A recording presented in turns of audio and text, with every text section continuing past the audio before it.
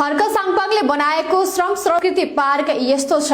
सुनसरीको धरान उपमहानगरपालिका 13 मा निर्माण भएको श्रम संस्कृति उद्यान पर्यटकका लागि आकर्षक गन्तव्य बनेको छ। धरान घुम्न आउने जो कोही पनि उद्यानमा पुग्ने गरेका छन्। धरान वरपर गरिएको वृक्षारोपणले सबैको मन आनन्दित हुन्छ।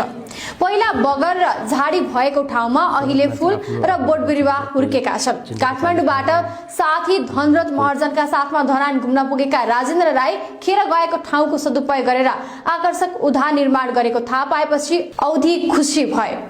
धरान उपमहानगरपालिकाका प्रमुख हर्कराज साङपाङ र उनका सहयोगीले निर्माण गरेको उद्यान पछिल्लो समय धरानको नयाँ पर्यटकीय गन्तव्यका रूपमा विकसित हुँदै आएको छ। सर्दु खोलाको उजाड बगरमा फलफूलका बिरुवा रोपेर आकर्षक बगैँचा बनाइएको छ। बगैँचाको एक छेउमा धरानको पहिचान झल्किने गरी काठ काट्ने आरा धरानको नमुना निर्माण गरिएको छ। त्यसको छेउमा किराँत संस्कृतिमा महत्त्वपूर्ण मानिने चिन्डोको आकृति झल्किने धारा बनाइएको छ। उद्यानको वरिपरि विभिन्न मनकारीले आफन्तका नाममा पर्यटकलाई बस्न मिल्ने गरी फाइबरका फलैचा र कुर्सी निर्माण गरिदिएका छन्। उद्यानका ठाउँ ठाउँमा साउन्ड बक्स राखिएको छ। त्यसबाट संगीतको धुन गुन्जिरहेको हुन्छ। शान्त र सुन्दर वातावरणमा सुमधुर संगीतको धुनले त्यहाँ पुग्ने पर्यटकको मन आनन्दित हुन्छ। उद्यानमा बालबालिकादेखि ज्येष्ठ नागरिकसम्म घुम्नका लागि पुग्ने गरेका छन्। उद्यान युवा पुस्ताका लागि साथीहरूसँग घुम्ने आकर्षक गन्तव्य बनेको छ। धरान उपमहानगरपालिकाले उद्यान यस क्षेत्रमा भएको वृक्षारोपण र खानेपानीको मुहान संरक्षण गर्न दैनिक 6 देखि 7 जना नगर प्रहरी परिचालन गरेको छ। उद्यान क्षेत्रमा खटिएकी नगर प्रहरी कविता कार्कीका अनुसार उक्त क्षेत्र घुम्न दैनिक 200 देखि 300 आन्तरिक पर्यटक आउने गरेका छन्। उद्यान घुम्न नेपालका विभिन्न जिल्लाबाट मात्र नभई भारतका सिक्किम दार्जिलिङदेखि पनि पर्यटक आउने गरेका छन्। स्वतन्त्र नागरिक समाजको अगुवाईमा चौतारा निर्माण गरिएको छ। दाताको रु 11 लाख सहयोग जुटाएर चौतारा निर्माण गरिएको हो।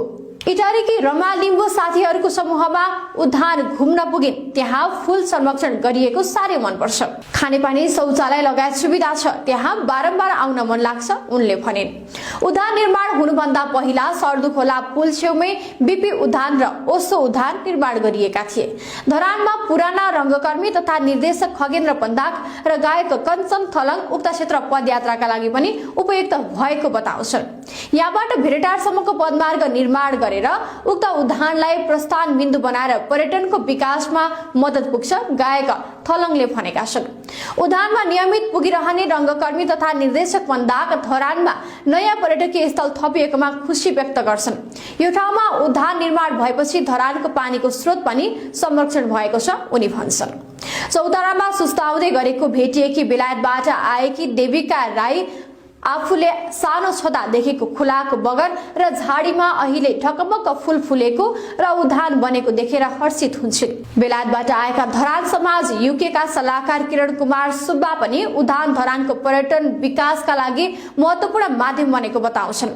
धरान निर्माणका लागि उनले रु 3 लाख सहयोग जुटाएका थिए। उद्यानमा न्यूनतम प्रवेश शुल्क राखेर त्यसबाट उठ्ने रकमले यसको व्यवस्थापन गर्नुपर्ने सुब्बाको सुझाव छ।